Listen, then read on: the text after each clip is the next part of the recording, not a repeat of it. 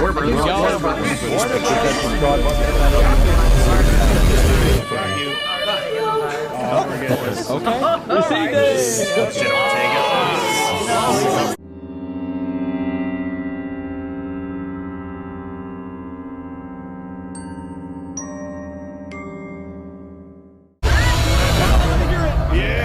juice is loose. Beetlejuice Beetlejuice is a 2024 horror comedy directed by Tim Burton and is the sequel to Beetlejuice, the 1988 horror comedy classic. I mean, has anyone not watched Beetlejuice who has seen this one? Heck, who has not watched Beetlejuice, period? I mean, it's one of the great Tim Burton movies. It's one of the great horror comedies, and it's a staple of Halloween and the spooky season. So obviously, I had to talk about this. Now,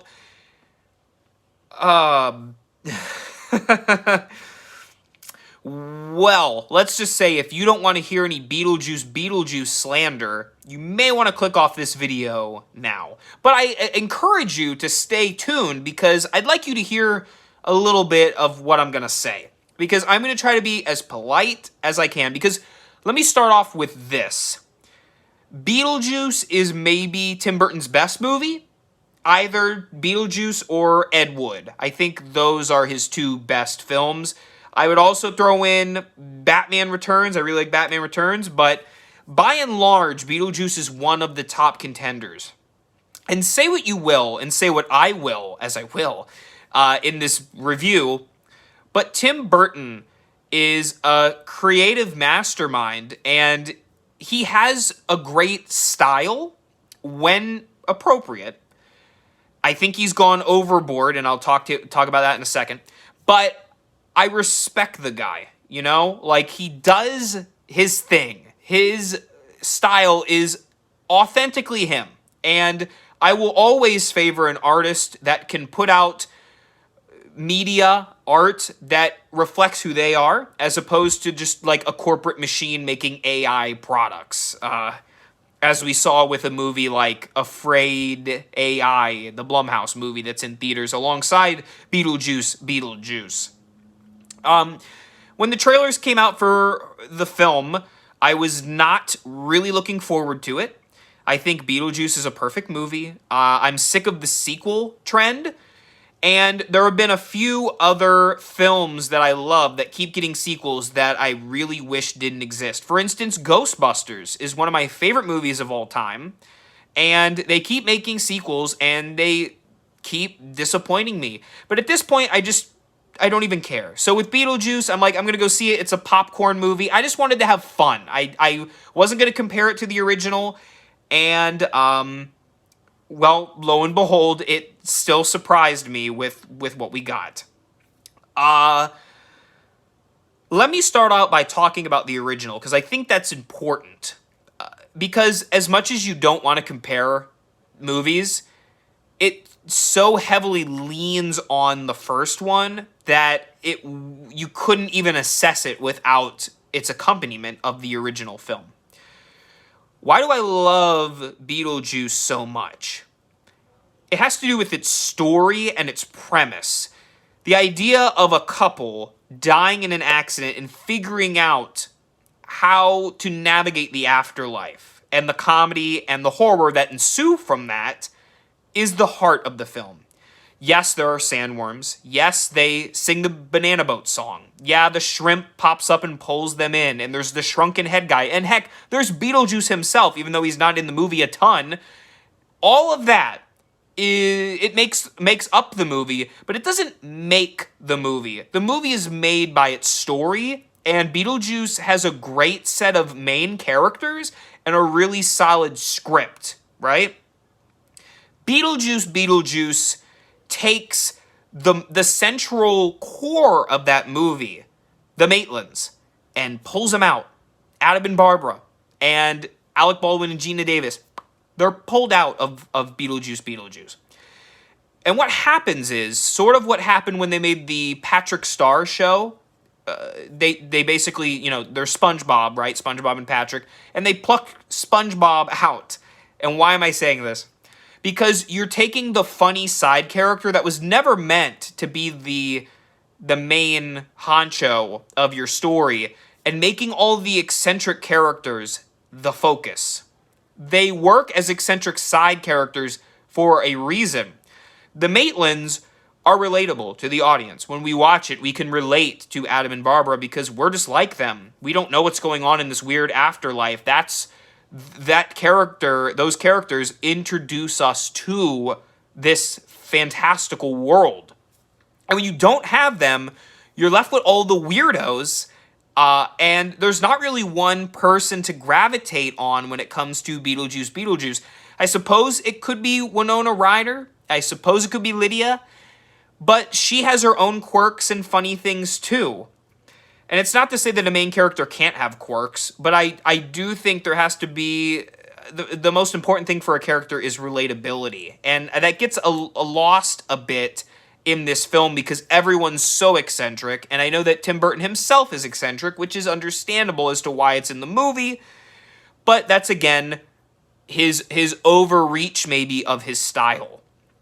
I think that something happened after Ed Wood and right before Mars Attacks. I like Mars Attacks enough, but you can definitely feel a difference. And ever since, with maybe the exception of Corpse Bride, and that's technically different because it's co-directed, it's animated, everything since has been different. The awful Alice in Wonderland movies, which I didn't like, Charlie and the Chocolate Factory, he made Dumbo, he made all these movies that, when compared to his original films, you take even the Pee Wee Herman movie, the Batman movies, Beetlejuice, Ed Wood, Edward Scissorhands, all of that is where he was shining. And when Wednesday came out, and then they announced that Jenna Ortega was going to be in Beetlejuice, I thought, yeah, it's going to be like Wednesday. And I haven't seen all of Wednesday, but it kind of was like Wednesday. Jenna Ortega... Okay, well, this gets into the larger problem of Beetlejuice Beetlejuice, and that is there are so many plot threads going on, and all of them get either resolved really quickly, go nowhere, or have no major impact on a central story, because there really isn't one. I guess the core is about motherhood, about, the moms, that's, the three generations of women, if you will, in the story. But a lot of the plot things don't go there. For instance, Beetlejuice has an ex-wife that is coming to kill him throughout the movie, and it doesn't really go anywhere, and I don't want to spoil the ending if you haven't seen it, but it builds up to nothing, really.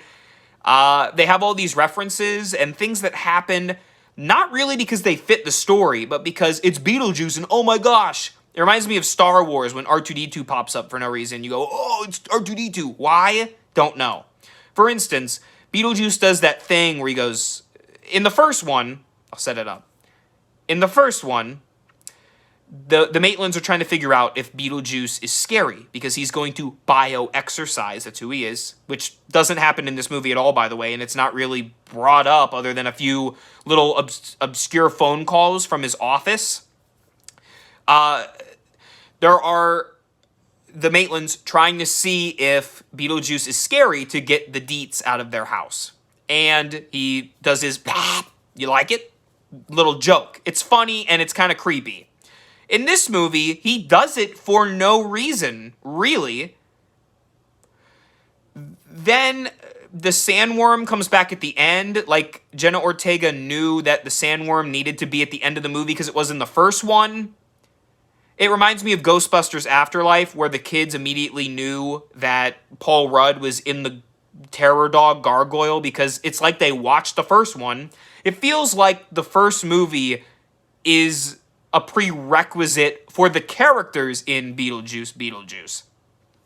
There are also just things that were unnecessary. They play the Banana Boat song at a funeral. Why? I get they couldn't have Jeffrey, his name's losing me, the guy that played Charles Dietz because of stuff that happened, a bit scandalous. You can Google it if you want, you don't have to, but suffice it to say, he's not physically in the film, but they reference, the father character quite a bit. But they make, jokes about him that, like, oh, he wouldn't have wanted public displays of affection, but he was just a normal dad, so I don't buy that. And then they're playing Banana Boat as funeral for no reason. At the end of Beetlejuice, there's the shrunken head guy, and he puts the little sand on Beetlejuice or whatever, and it shrinks Beetlejuice's head. It's a funny gag. And there was one guy next to him with a shrunken head. That was it. That was the joke. But in this movie, there are like 15 of them. They're like a breed of shrunken head people. It feels like they didn't know what they had. It feels like they didn't understand the source material of Beetlejuice enough to make this sequel. Apparently, Tim Burton didn't even re-watch Beetlejuice in preparation, and it kind of shows. There's a major gap, and then that's just the story stuff and some character things. So, like the Jenna Ortega thing, she has a side plot with this boy, and it kind of just reaches a dead end really quickly. It doesn't amount to anything. It also shows that apparently Beetlejuice is like God in the underworld because he's omnipotent there and can do whatever he wants, even though he's kind of an outlaw. There's Willem Dafoe, and I feel like his plot thread also didn't really amount to much. There was a really easy way involving saying a certain character's name 3 times in order to find him. I mean, I like Willem Dafoe, but feel like I feel like they could have written a lot of the characters better. Even Beetlejuice himself, which Michael Keaton is giving his all here, and who doesn't love Michael Keaton? Great actor, great talent. And that's to be said for a lot of the actors in this film. But they just don't give him the same impactful jokes. They also don't wait to show him in this movie, and there's a reveal halfway through the movie where he pops out of the table like you've seen in the trailers, but there's no weight to it because we already saw him for 20 minutes in the intro. So there's a lot of stuff that I could say about Beetlejuice. But I also will say it doesn't feel like Beetlejuice. There are song selections that are unfitting. Danny Elfman is such a good composer, and I really feel like his score was drowned out by all this other pop music and musical numbers, and there's a lot of singing. And I don't know if that's because Beetlejuice has a new following with people who enjoy musicals and plays because of the Beetlejuice musical, and they're trying to market to those fans. I'm not really sure of what the case is, but this movie felt like a cluster mess of so many different things. I thought the underworld looked kind of ugly. There were like weird strobe lights and things. The characters, a lot of them felt one note, like Jenna Ortega was just playing a Wednesday type character yet again. And I think she's a good actress when, they give her good material.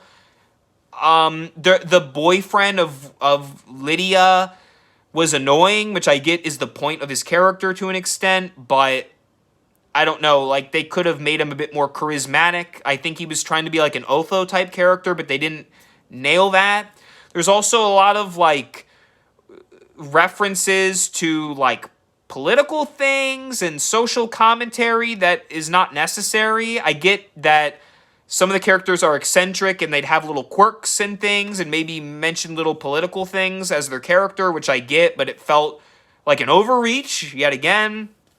Again, with all the musical numbers, there's just so much going on. And I suppose at the end of the day, if you're an average audience member looking for a fun movie to watch while, eating popcorn and drinking a Mountain Dew, you'll watch Beetlejuice and you'll go, yeah, it was a fun movie for the spooky season.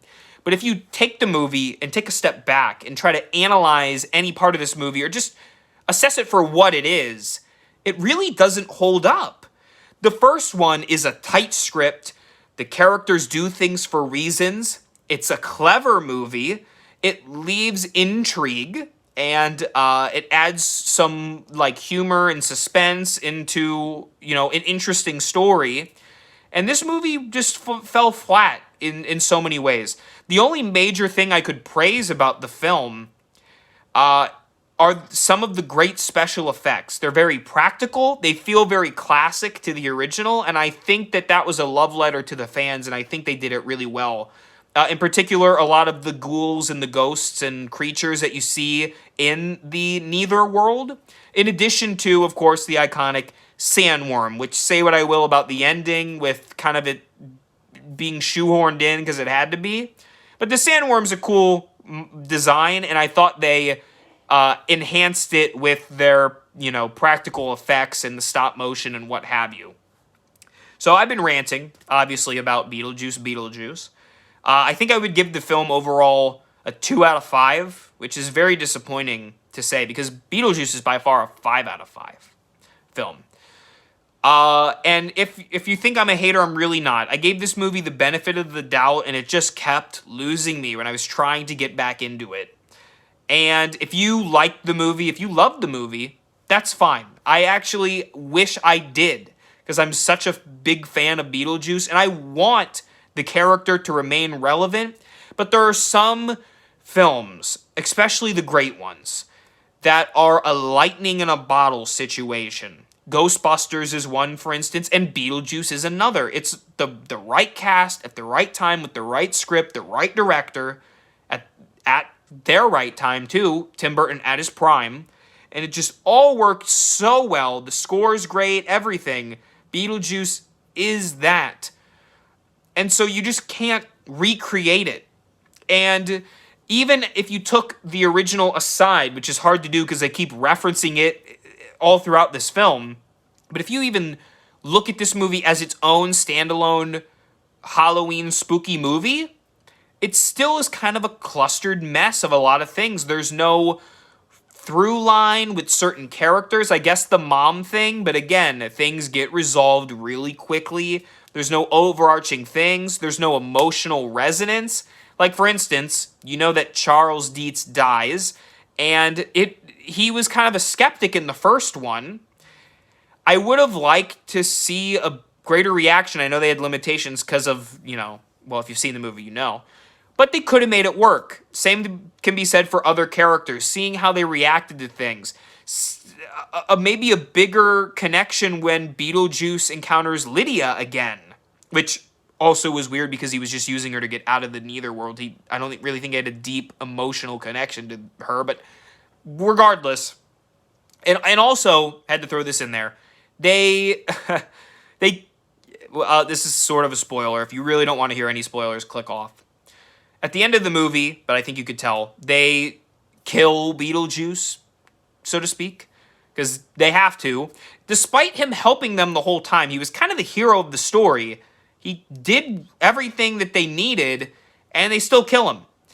And what's weird is they say Beetlejuice, Beetlejuice, Beetlejuice, and instead of disappearing back into the ghost world, he inflates like the girl from Charlie and the Chocolate Factory and blows up.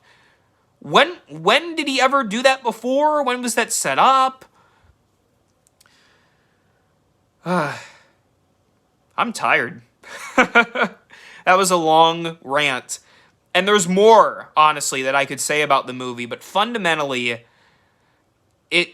every movie starts with the foundation of a solid screenplay. And I'm not saying it had to be the most, it didn't have to be the Casablanca or the Godfather. Heck, even in the horror comedy world, it didn't even have to be the original. But it had to at least have been competent. And I feel like there are so many plot holes. There are so many threads that lead to nowhere. There are a lot of one-note characters. There's just a lot that left me desiring more. And I think I'm more passionate about this because I respect the original so much. And I know the potential that these actors have and the talent that Tim Burton has. And to see it kind of go to waste sucks. I wish I could be hyped along with everybody else who's enjoying the film. But I have to be honest for the channel. So I hope you can respect that. And I will be back for more spooky movie reviews soon. So stay tuned and stay spooky. And remember, for all things Halloween, this is Hauntformer.